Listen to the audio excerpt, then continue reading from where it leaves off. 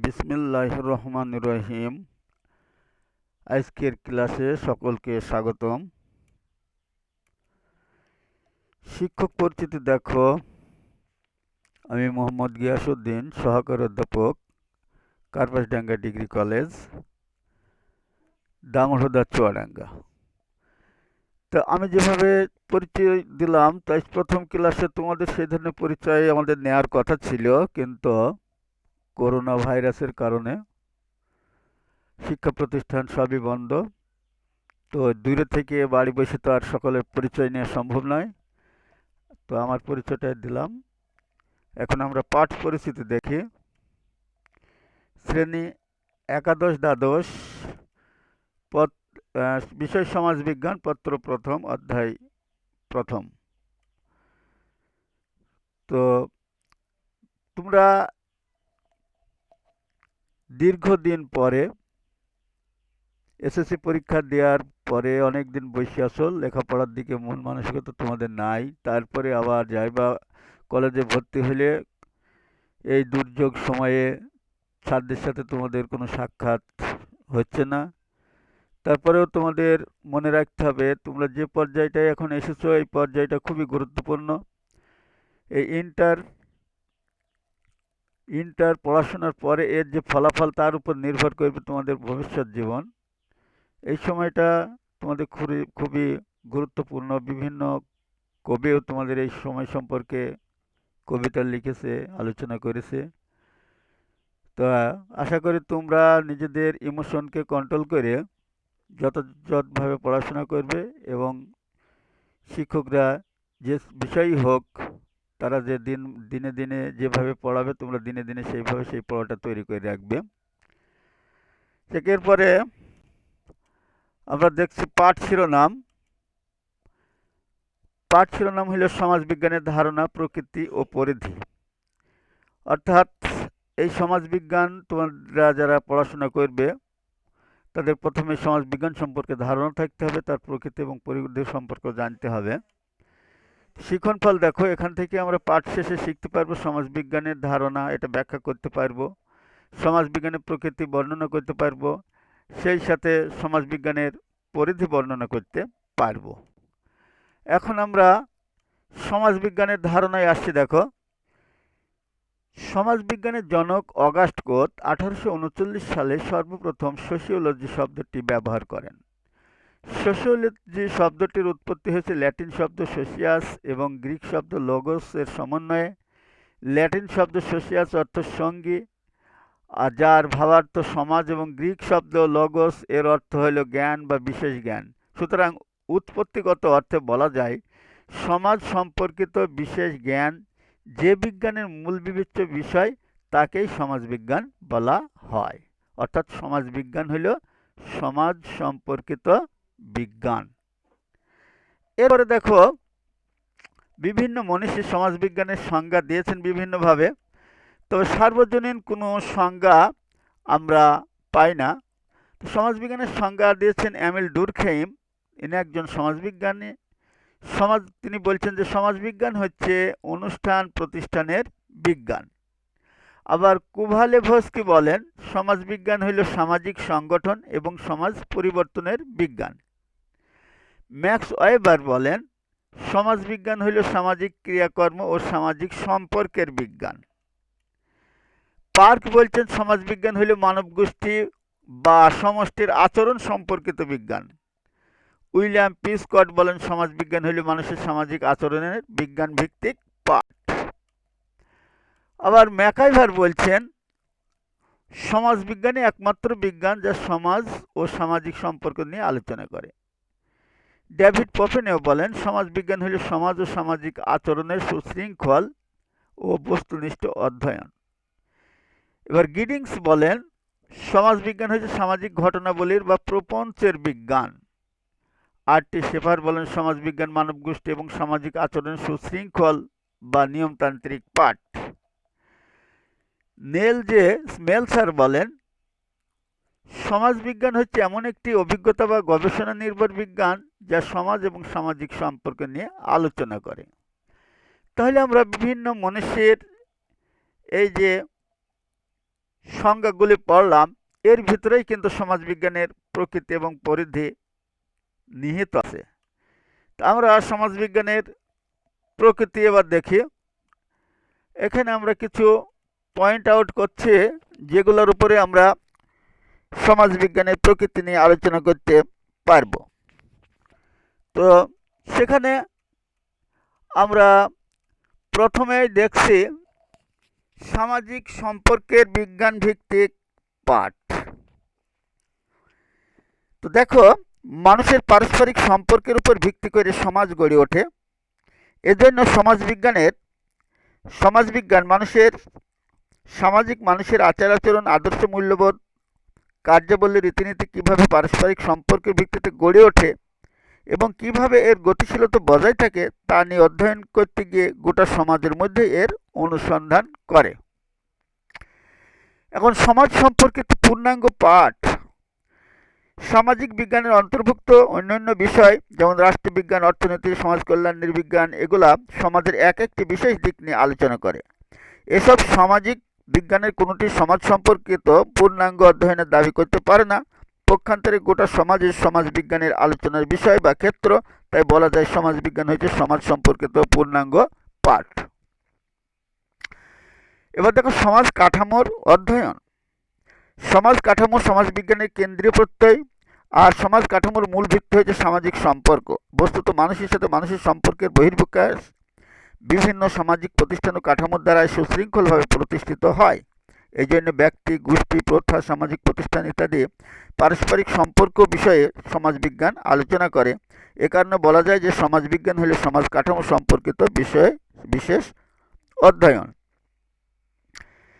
এরপর আমরা সমাজের বিজ্ঞান ভিত্তিক পাঠ বলছি। সমাজবিজ্ঞান মানব সমাজে পারস্পরিক ক্রিয়া প্রতিক্রিয়া ব্যাখ্যার ক্ষেত্রে বৈজ্ঞানিক উপায় অবলম্বন করে, যার প্রেক্ষিতে তার ব্যাখ্যা হয় তথ্য নির্ভর ও যুক্তিভিত্তিক। সমাজ ও সভ্যতার অগ্রগতির ফলে মানব আচরণে ও ক্রিয়া প্রতিক্রিয়ার মধ্যে যে পরিবর্তনের ছোঁয়া লেগেছে তারও সুনির্দিষ্ট বিজ্ঞান ভিত্তিক ব্যাখ্যা সমাজবিজ্ঞান প্রদান করে। কার্যত বৈজ্ঞানিক পদ্ধতি অনুসরণ করে এই জাতীয় আন্তর্জাতিক পরিমণ্ডলের সমাজবিজ্ঞান ভিন্ন দৃষ্টিভঙ্গির সূচনা করে। তো আমরা দেখছি এগুলা। তো তারপরে আমরা বলছি যে প্রাকৃতিক বিজ্ঞান কিন্তু নয়, সমাজবিজ্ঞান প্রাকৃতিক বিজ্ঞান নয়। সমাজবিজ্ঞান সামাজিক বিজ্ঞানের পর্যায়ভুক্ত। এটি ভৌত বা প্রাকৃতিক বিজ্ঞানের যেমন রসায়ন, পদার্থবিদ্যা এদের মতো নয়। প্রাকৃতিক বিজ্ঞান প্রকৃতির বিভিন্ন বিষয়বস্তু যেভাবে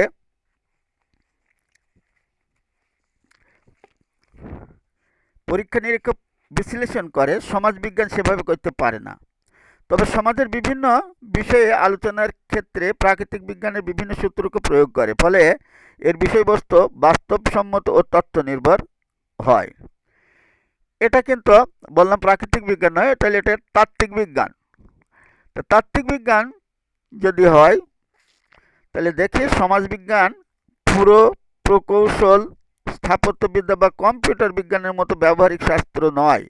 একে পদার্থবিদ্যা, রসায়নশাস্ত্র বা গণিতশাস্ত্রের মতো একটি তাত্ত্বিক বিজ্ঞান হিসেবে গড়ে তোলা হয়েছে। সমাজবিজ্ঞানীরা গবেষণার দ্বারা নিত্য নতুন তথ্য আবিষ্কারের সাথে সাথে পুরনো তথ্যের সম্প্রসারণ বা পরিমার্জনের ক্ষেত্রে তাত্ত্বিক দৃষ্টিভঙ্গির বিকাশ ঘটান। যেভাবে ব্যবহারিক বিষয়ের চেয়ে তাত্ত্বিক জ্ঞানের বিকাশ ঘটানোই থাকে মূল লক্ষ্য। এবার এটা দেখো সার্বজনীন বা সর্বজনীন সমাজ পাঠ।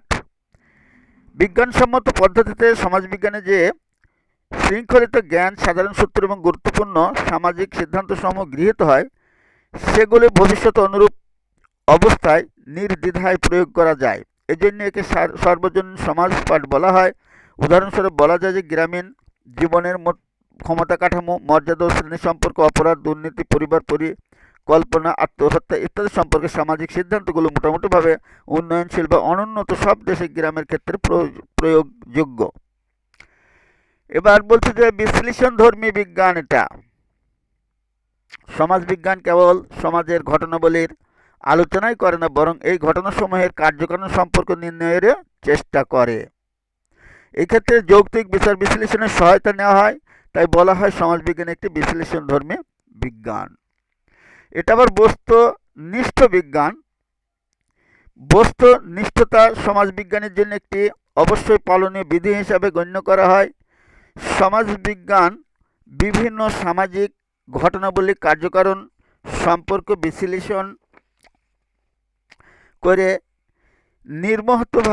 নির্মোহভাবে যুক্তিগ্রাহ্য ব্যাখ্যা বিশ্লেষণ দেওয়ার চেষ্টা করে। এই প্রসঙ্গে আমেরিকান সমাজবিজ্ঞানী কিউবার বলেন, বস্তুনিষ্ঠার পথে যেহেতু মূল্যবোধ একটা বাধা হিসাবে স্বীকৃত, সেহেতু কর্মক্ষেত্রে তা থেকে দূরে থাকার চেষ্টাটিকে আদর্শিকভাবে মেনে নেওয়াই উচিত, যদিও বাস্তবে তা সবসময় সম্ভব নাও হতে পারে। এখন মূল্যবোধ নিরপেক্ষ বিজ্ঞান বলছে। আবার দেখো, সমাজবিজ্ঞান তার বৈজ্ঞানিক চরিত্র বজায় রাখতে গিয়ে সিদ্ধান্ত গ্রহণের ক্ষেত্রে নিরপেক্ষ থাকে। উদাহরণ হিসেবে বলা যায়, সমাজবিজ্ঞান অন্যতম সামাজিক সমস্যা নিরক্ষরতার কারণ উদ্ঘাটন করে, কিন্তু এই সমস্যার জন্য কে দায়ী সে সম্পর্কে মতামত দেয় না। এই কারণে সমাজবিজ্ঞানকে মূল্যবোধ নিরপেক্ষ বিজ্ঞান হিসাবে গণ্য করা হয়। এখন আমরা সমাজবিজ্ঞানের পরিধি দেখব। তা সমাজবিজ্ঞানের পরিধি দেখো, প্রথমত আমরা বলছি যে সমাজতাত্ত্বিক মতবাদ। প্রত্যেক সমাজবিজ্ঞান একটি তাত্ত্বিক দৃষ্টিভঙ্গি দ্বারা পরিচালিত। সমাজবিজ্ঞানের প্রত্যয়, নীতি এবং সাধারণীকরণ ইত্যাদিকে সম্পর্কে সমাজবিজ্ঞানীদের দেয়া যেসব তত্ত্ব রয়েছে তা সমাজতাত্ত্বিক মতবাদের অন্তর্ভুক্ত। মূলত সমাজবিজ্ঞানের আগ্রহের কেন্দ্রবিন্দু বিভিন্ন বিষয়ে জিজ্ঞাসা, মানুষের পারস্পরিক সম্পর্ক, অবস্থান, অনুসন্ধান ও সম্পর্কের ব্যাখ্যাদান পদ্ধতি এবং অন্তর্দৃষ্টি রহস্যের মূল্যে রয়েছে তাত্ত্বিক ভিত্তি। সমাজ কোন নিয়ম দ্বারা শাসিত হচ্ছে, সামাজিক পরিবর্তনের নেপথ্যে কোন শক্তি কাজ করছে ইত্যাদি সম্পর্কে অগাস্ট কোত, কার্ল মার্কস এবং Emile Durkheim, Max Weber, Herbert Spencer প্রমুখ সমাজবিজ্ঞানীদের দেয়া তত্ত্ব এ শ্রেণীভুক্ত। এখন আমরা আসি দেখো বিবাহ ও পরিবারের সমাজবিজ্ঞান। মানব সমাজের সবচেয়ে আদিম সামাজিক সংগঠন হল পরিবার। প্রাচীনকালে পরিবারকে কেন্দ্র করে মানব সমাজের সকল কর্মকাণ্ড পরিচালিত হতো। সমাজবিজ্ঞান সবচেয়ে আদিম সামাজিক সংগঠন হিসাবে বিবেচনার মাধ্যমে পরিবারের গঠন ও কার্যক্রম সম্পর্কে আলোচনা করে। এজন্য সমাজবিজ্ঞানের অন্যতম প্রধান শাখা বা আলোচ্য বিষয় হল পরিবারের সমাজবিজ্ঞান। পরিবারের উৎপত্তি, বিবর্তন, বিকাশ, ধরন, আধুনিক ও পরিবর্তনশীল পরিবারের কার্যাবলী, পরিবারের সমস্যা সম্পর্কে সমাজবিজ্ঞানের যে শাখায় আলোচনা করা হয়। এ শাখায় পাশাপাশি পরিবার গঠিত হওয়ার মূল ভিত্তি বিবাহ নিয়েও সমাজবিজ্ঞানের শাখা আলোচনা করে। বিবাহ সম্পর্কিত আলোচনায় স্থান, কাল ও পাত্রভেদে বিবাহের ধরন, প্রকৃতি, রীতিনীতি, আচার অনুষ্ঠান প্রভৃতি বিষয় প্রাধান্য পায়। এবার দেখো সমাজবিজ্ঞান পরিধিতে দেখছি ঐতিহাসিক সমাজবিজ্ঞান। সমাজতাত্ত্বিক প্রত্যয়, তত্ত্ব, গবেষণা পদ্ধতিতে অতীতের পটভূমিতে প্রয়োগ করে সামাজিক পরিবর্তনের ধারা অধ্যয়নের চেষ্টা করে ঐতিহাসিক সমাজবিজ্ঞানের সূচনা হয়। সমাজবিজ্ঞানে এ শাখায় প্রাচীন সমাজের উদ্ভব, বিকাশ ও বর্তমান সমাজের জীবনযাত্রা সম্পর্কে গবেষণা করা হয়। সামাজিক জনবিজ্ঞান দেখো, সমাজের অন্যতম উপাদান হচ্ছে জনসংখ্যা। সমাজ কাঠামো রূপায়ণে জনগণের ভূমিকা সবচেয়ে বেশি, আর তাই সমাজ সম্পর্কে পূর্ণাঙ্গ জ্ঞান লাভ করতে হলে জনসংখ্যার কাঠামো, জনসংখ্যার বণ্টন, জনসংখ্যার বয়স কাঠামো, লিঙ্গ কাঠামো, জন্ম ও মৃত্যুর হার, আদমশুমারি, স্থানান্তর, গমন, জনগণের প্রজনন ক্ষমতা, জনসংখ্যা তত্ত্ব ইত্যাদি সম্পর্কে জানা অপরিহার্য। এই জন্য জনসংখ্যা সম্পর্কিত বিস্তারিত পঠন পাঠনের জন্য গড়ে উঠেছে সামাজিক জনবিজ্ঞান। এখন আমরা যাব গ্রামীণ সমাজবিজ্ঞান। পুরো পৃথিবীতে এই নগরের পাশাপাশি গ্রামীণ সমাজেও সভ্যতার অগ্রগতিতে বিশেষ ভূমিকা রেখেছে। ঐতিহাসিক দৃষ্টিকোণ থেকে বলা যায় যে সভ্যতার উৎপত্তি হয়েছে গ্রাম থেকে। সমাজবিজ্ঞানের আলোচনার ক্ষেত্রে ওই গ্রামীণ সমাজকে বিশেষ গুরুত্ব দেওয়া হয়। গ্রামীণ সমাজ কাঠামো সম্পর্কে জানার জন্য সমাজবিজ্ঞানের যে নতুন শাখার উদ্ভব হয়েছে তাকে গ্রামীণ সমাজবিজ্ঞান বলে আখ্যায়িত করা হয়। গ্রামীণ কৃষি কাঠামো, অর্থনীতি, বিবাহ, পরিবার, জ্ঞাতি সম্পর্ক, নেতৃত্ব, ক্ষমতা কাঠামো, মর্যাদা, সমাজ কাঠামো ইত্যাদি বিষয়ে গ্রামীণ সমাজবিজ্ঞানে আলোচনা করা হয়। এখন আসে দেখো নগর সমাজবিজ্ঞান। সমাজবিজ্ঞানের বিভিন্ন শাখার মধ্যে নগর সমাজবিজ্ঞান বিশেষ গুরুত্বের দাবিদার। ইতিহাসবিদদের মতে মানুষ বন্য অবস্থা পেরিয়ে সভ্য শিল্পায়িত সমাজ প্রতিষ্ঠা করেছে, ফলে নগর জীবনে এসেছে বৈপ্লবিক পরিবর্তন। এ পরিবর্তনের ফলে সমাজের উপর যে প্রভাব পড়েছে তা ব্যাখ্যা করতে নগর সমাজবিজ্ঞানের বিকাশ ঘটেছে। এ শাখা নগরের সমাজ, অর্থনীতি, নেতৃত্ব কাঠামো, ক্ষমতা কাঠামো, মর্যাদা, সামাজিক স্তর বিন্যাস নিয়ে আলোচনা করে। এখন দেখো ধর্মের সমাজবিজ্ঞান। সমাজ বিজ্ঞানে ধর্মের প্রভাব খুব গুরুত্বপূর্ণ। ধর্মের ভিত্তিতে মানুষের মধ্যে জাতি, শ্রেণীগত এবং পার্থক্য এবং শ্রেণী বিভাজন সৃষ্টি হয়।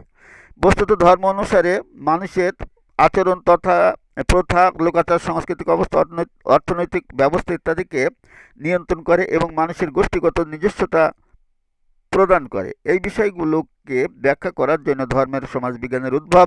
সমাজবিজ্ঞানের এই শাখা ধর্মীয় রীতিনীতি, মূল্যবোধ, বিশ্বাস, ধর্মের উৎপত্তি, বিকাশ, সামাজিক গুরুত্ব, সমাজ ও ব্যক্তির উপর প্রভাব, প্রকারভেদ, আত্মীয় আন্তর্জাতিক পরিসরে, জাতীয় আন্তর্জাতিক পরিসরে ধর্মের কার্যকারিতা ইত্যাদি নিয়ে আলোচনা করে। এখন আসছে শিক্ষার সমাজবিজ্ঞান।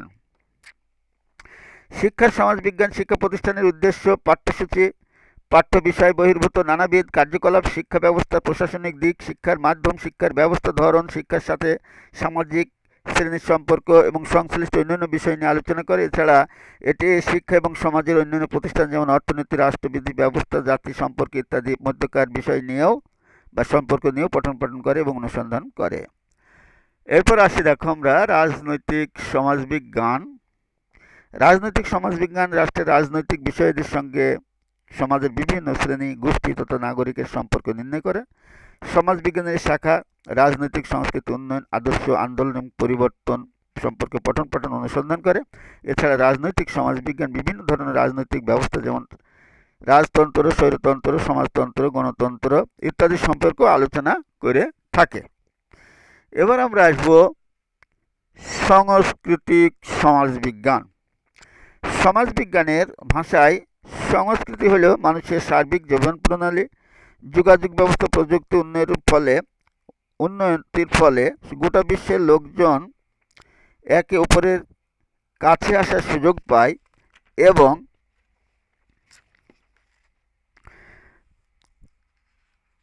এক অঞ্চলের সংস্কৃতির সাথে অপর অঞ্চলের সংস্কৃতির পরিচয় ঘটে। এতে প্রত্যেক জাতির সাংস্কৃতিক ইতিহাস, ঐতিহ্য, ক্রিয়াকল্প প্রভৃতি দৃষ্টিগোচর হয়। শুধু তাই নয়, পারস্পরিক পরিচয়ের ফলে বিভিন্ন সাংস্কৃতিক সংমিশ্রণ ঘটে। এইসব বিষয়ে আলোচনার জন্য সাংস্কৃতিক সমাজবিজ্ঞানের যাত্রা শুরু হয়। সমাজবিজ্ঞানের এই শাখায় সাংস্কৃতিক ধ্যান, তারপরে প্রকৃতি, স্বরূপ ইত্যাদি বিষয়ে আলোচনা করা হয়। এখন আসে দেখো আইনের সমাজবিজ্ঞান। সমাজবিজ্ঞানের একটি গুরুত্বপূর্ণ শাখা হল আইনের সমাজবিজ্ঞান। এতে সামাজিক নিয়ন্ত্রণ প্রক্রিয়া, সমাজবদ্ধ মানুষের আইনগত অধিকার, কর্তব্য, সমাজের আইনের প্রভাব, কার্যকারিতা ইত্যাদি সম্পর্কে আলোচনা করা হয়। পাশাপাশি সমাজের কোনো অবস্থার প্রেক্ষাপটে কী ধরনের আইন উদ্ভব ও বিকাশ ঘটেছে এ বিষয়ে আইনের সমাজবিজ্ঞানের আলোচনার বিষয়। এখন আসি আমরা সামাজিক মনোবিজ্ঞান। ব্যক্তির যে সব আচরণ সমাজে অন্যান্য ব্যক্তিকে প্রভাবিত করে এবং সেই সাথে সমাজের অন্যান্য সদস্যদের দ্বারা প্রভাবিত হয়ে থাকে, সামাজিক মনোবিজ্ঞানে সেগুলোর পর্যালোচনা করা হয়। এটি সমাজের প্রেক্ষাপটে ব্যক্তির সহজাত প্রবৃত্তি, ব্যক্তিত্ব, শিখন, মনোভাব, আবেগ, পেশনা, নেতৃত্ব, সামাজিকীকরণের বিভিন্ন মাধ্যম, জনমত, জনসাধারণ, যৌনতা এবং এ ধরনের অন্যান্য সামাজিক গোষ্ঠী, সামাজিক আন্দোলন, মতাদর্শ প্রচার প্রভৃতি বিষয় সম্পর্কে বিচার বিশ্লেষণ করে। তাহলে আমরা আইনের সমাজবিজ্ঞান দেখলাম। এখন আমরা আসব সামাজিক পরিসংখ্যান। তার আগে আমরা সামাজিক মনোবিজ্ঞানটা তো দেখলাম এবং সামাজিক পরিসংখ্যান দেখছি। সামাজিক পরিসংখ্যান সমাজের সংগঠিত ঘটনাবলী সংখ্যাতাত্ত্বিক বিচার বিশ্লেষণ করার পন্থা বা কৌশল সম্পর্কে ব্যাখ্যা দান করে। বস্তুত সামাজিক পরিসংখ্যান হচ্ছে সামাজিক ঘটনাবলীর তথ্য উপস্থাপন বিশ্লেষণের শাস্ত্র। তবে সামাজিক পরিসংখ্যান শুধু সংখ্যাতত্ত্বক তথ্য নিয়েই আলোচনা করে না, সেই সাথে গুণাত্মক তথ্য মাপেও এর ভূমিকা রয়েছে। তাহলে আমরা সামাজিক পরিসংখ্যানে দেখলাম। এখন আমরা শিল্প সমাজবিজ্ঞান দেখি। শিল্প সমাজবিজ্ঞান আরেকটি গুরুত্বপূর্ণ শাখা। শিল্প, উৎপাদন, বন্টন, ভোগ ব্যবস্থা এবং সমাজ কাঠামোর পারস্পরিক ক্রিয়া প্রতিক্রিয়ার আলোচনা শিল্প সমাজবিজ্ঞানের পরিধিভুক্ত। এবার আসছি আমরা অপরাধ সমাজবিজ্ঞান। এই অপরাধ সমাজবিজ্ঞান হচ্ছে সামাজিক অপরাধের বিজ্ঞান ভিত্তিক পাঠ। সুইস আমেরিকান সমাজবিজ্ঞানী থার্স্টেন সেলেন এর মতে আচরণবিধির লঙ্ঘন বিষয়ক পর্যালোচনা অপরাধ বিজ্ঞানের আওতাভুক্ত। অপরাধ, অপরাধ প্রবণতা, দারিদ্র্য, কিশোর অপরাধ, ভদ্রবেশী অপরাধ, অপরাধ সংগঠনের পরিবেশ প্রভাব ও তারপরে অপরাধের কারণ, তথ্য স্বরূপ, সামাজিক স্থিতিশীলতা, ভেঙে পড়া প্রভৃতি বিষয় সম্পর্কে অপরাধ সমাজবিজ্ঞান আলোকপাত করে। তারপরে আমরা চিকিৎসা সমাজবিজ্ঞানে আসছি, যে সমাজবিজ্ঞানের যে শাখাতে চিকিৎসা সম্পর্কে রোগ, রোগ নির্ণয়, তার প্রতিরোধ ক্ষমতা, তার মানে স্বাস্থ্যবিধি, এইগুলো নিয়ে আলোচনা করা হয় যে শাখায় সমাজবিজ্ঞানে, সেটা হচ্ছে চিকিৎসা সমাজবিজ্ঞান। আবার সামরিক সমাজবিজ্ঞান দেখো, যেখানে কোনো দেশের তার আভ্যন্তরীণ এবং বৈদেশিক নিরাপত্তা মানে রক্ষার জন্য আমাদের মিলিটারি বাহিনী বা সৈন্যবাহিনী কি করা হয়, নিয়োগ করা হয়। তা এইগুলো সম্পর্কে সমাজবিজ্ঞানের যে শাখায় আলোচনা করা হয়, অর্থাৎ সামরিক বিষয়ে যে শাখাটা আলোচনা করা হয়, সেটা হচ্ছে কি সামরিক সমাজবিজ্ঞান। এখন জৈবিক সমাজবিজ্ঞান দেখো, তো সমাজবিজ্ঞানের যে শাখাতে এই জৈবিক বিষয় নিয়ে অর্থাৎ বায়োলজিক্যাল বিষয় নিয়ে আলোচনা করা হয়, সেটা হচ্ছে কি জৈবিক সমাজবিজ্ঞান। এছাড়াও আমাদের আরও সমাজবিজ্ঞান আছে, যেমন তুলনামূলক সমাজবিজ্ঞান, দারিদ্র্যের সমাজবিজ্ঞান, পেশার সমাজবিজ্ঞান, জ্ঞানের সমাজবিজ্ঞান, যোগাযোগ সমাজবিজ্ঞান, নন্দন সমাজবিজ্ঞান, সাংগঠনিক সমাজবিজ্ঞান, কাঠামোগত সমাজবিজ্ঞান, সাহিত্যের সমাজবিজ্ঞান, পদ্ধতিগত সমাজবিজ্ঞান, নামের সমাজবিজ্ঞান। তো এই ধরনের অনেক শাখা বা পরিধি এর ব্যাপ্তি। তা আমরা সমাজবিজ্ঞানের যে পরিধি বললাম, এগুলো যদি আমরা বলি সমাজবিজ্ঞানের শাখাগুলি আলোচনা করো, তাও কিন্তু একই প্রশ্ন। কেমন? এইটা তোমরা একটু ভালো করে দেখবা। আমরা আজকের পাঠ আমাদের এই পর্যন্ত থাকবে। তো আমরা দেখো আগামীকাল তোমরা কি বাড়িতে পড়ে আসবা। তারপরে এখানে লোক সমাজবিজ্ঞান আছে। লোক সমাজবিজ্ঞান হইল কোনগুলা? সমাজবিজ্ঞানের যে শাখায় জনগণ সম্পর্কে, জনগণের সংখ্যা, তার অবস্থান, এইগুলো সম্পর্কে আলোচনা করা হয়, তাকে লোক সমাজবিজ্ঞান বলে। তারপরে সাহিত্য সমাজবিজ্ঞান আলোচনা করা হয়ে গেছে, যে সাহিত্য নিয়ে যে শাখাতে আলোচনা করা হয় সেটা সাহিত্য সমাজবিজ্ঞান। আমরা বাড়ির কাজ দিই, দেখো তোমরা সমাজবিজ্ঞানের ধারণা, প্রকৃতি, এইগুলো একটু বাড়ি থেকে ভালো করে পড়ে আসবা। আমি ক্লাসে তোমাদেরকে একটু জিজ্ঞাসা করব। এরপরে আমরা আগামী দিনে কি পড়বো সেটা তোমাদের জানিয়ে দেই। আগামী দিনে আমরা সমাজবিজ্ঞান পাঠের প্রয়োজনীয়তা এবং সমাজবিজ্ঞানের সাথে নৃবিজ্ঞানের সম্পর্ক, এই টপিক দুটো আমরা আগামী ক্লাসে আলোচনা করব।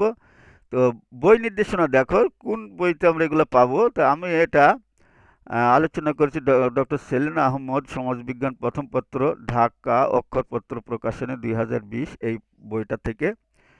আমরা তাহলে আজকের মতো এখানে পাঠ শেষ করা হলো। সকলকে ধন্যবাদ।